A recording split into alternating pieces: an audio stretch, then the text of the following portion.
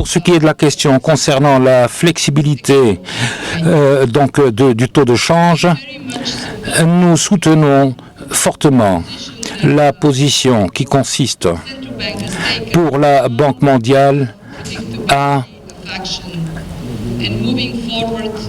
passer à la prédictibilité et à être moins cautionneuse, je dirais. Nous avons une mission qui va venir ici en mars. Ce sera l'occasion pour nous d'approfondir les discussions. Mais à ce jour, ce que nous avons vu, ce sont donc une prise de décision politique fondée sur des preuves. La ligne de précaution depuis 2011 est à la disposition du Maroc et elle le sera jusqu'à la fin de cette année. Mais les autorités et le Fonds pensent que cela a été très positif pour le Maroc parce que cela a donné de la confiance aux investisseurs privés. Alors, est-ce que nous allons poursuivre dans le même chemin ou est-ce que nous allons donc faire une transition? Nous n'avons pas encore, nous avons encore jusqu'à la fin de l'année pour parvenir à une décision. Mais c'est le gouvernement qui doit décider de la marche à suivre à l'avenir et le FMI réagira bien entendu. Je voudrais tout simplement souligner un point. L'économie mondiale l'an dernier a affiché une piètre performance. La croissance n'a atteint que 2,9%, la plus basse depuis la crise financière internationale. La croissance au Maroc était de 2,4%. Ce n'est pas l'attente de vos autorités, je suppose. Nous voyons quelques prémices de stabilisation, mais nous voyons également de nouveaux risques qui émergent pour l'économie mondiale. Et c'est dans ce contexte d'incertitude accrue que nous tenons nos discussions avec les autorités marocaines.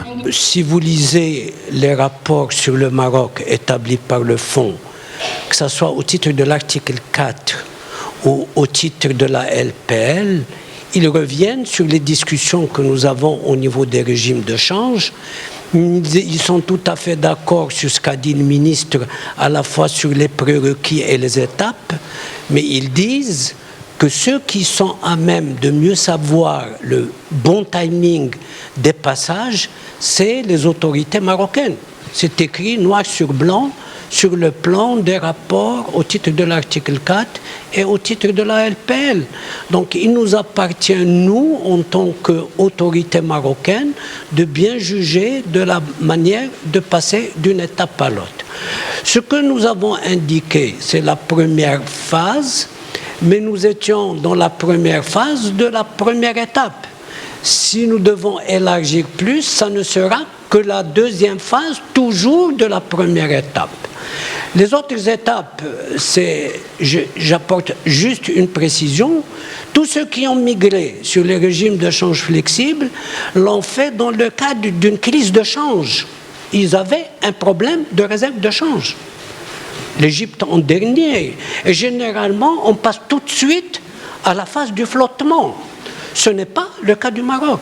Nous n'avons pas fait ce choix dans le cadre d'une crise de change. Nous avons encore d'un volume de réserve de change confortable que le Fonds monétaire bien reconnaît et que ce qui nous fait que nous sommes plus à l'aise de partir de bien séquencer ce que nous allons faire au titre des étapes à venir. La LPL est faite pour nous comme étant, je dirais, l'assurance. C'est une assurance vis-à-vis des marchés, comme quoi nos fondamentaux sont bons. D'ailleurs, c'est que le ministre l'a confirmé, ce qu'a fait le Maroc au titre de la dernière sortie, eh bien, nous avons obtenu un taux meilleur que des pays qui sont à revenus intermédiaires supérieurs et qui sont venus sur le marché après nous et qui ont eu un taux plus fort que celui du Maroc. Donc vous voyez, ce n'est pas pour nous taper sur la poitrine en disant nous sommes beaux, nous sommes merveilleux, mais c'est pour dire quand même qu'il faut rendre à César ce qui appartient à César. C'est-à-dire qu'il ne faut pas s'autoflageller. Pour nous, Et pour le fond, le véritable, je dirais, le sommet, c'est de sortir de la LPL. C'est-à-dire que cette assurance qui nous est donnée par le Fonds monétaire, nous allons la donner au marché par nous-mêmes. Et c'est ça, c'est que dans la discussion au niveau du Conseil, ce qui est dit, le Maroc est proche de la sortie de la LPL. Alors, est-ce que nous allons sur la modulable, pas la modulable? Ben, nous en discuterons avec le fonds. Le médecin, nous ne sommes pas le malade, nous sommes le patient. Nous allons nous discuter et argumenter de part et d'autre. Et je suis persuadé que les bonnes relations que nous avons nous amèneront à trouver les meilleures solutions de part et d'autre. Voilà. Cette mission de la directrice générale du Fonds monétaire international intervient aussi après que le Maroc ait été élu parmi 13 pays qui se sont portés candidats pour abriter les assemblées annuelles 2021 du Fonds monétaire international et de la Banque mondiale. Et c'est Marrakech qui va évidemment avoir l'honneur de recevoir des délégations du monde entier, conduites par leur ministre des Finances, conduites par leur gouverneur des banques centrales, avec des experts financiers dans le monde, et qui, pour une semaine à peu près, fera que Marrakech, et plus précisément Bab Irli, sera la capitale financière mondiale. La mission de la directrice générale du Fonds monétaire a été l'occasion de s'enquérir sur les lieux à Marrakech, des préparatifs qui sont engagés par le Maroc pour accueillir cette importante manifestation, et une occasion pour faire des rencontres, évidemment, avec un certain nombre d'acteurs, et notamment au niveau de la société civile.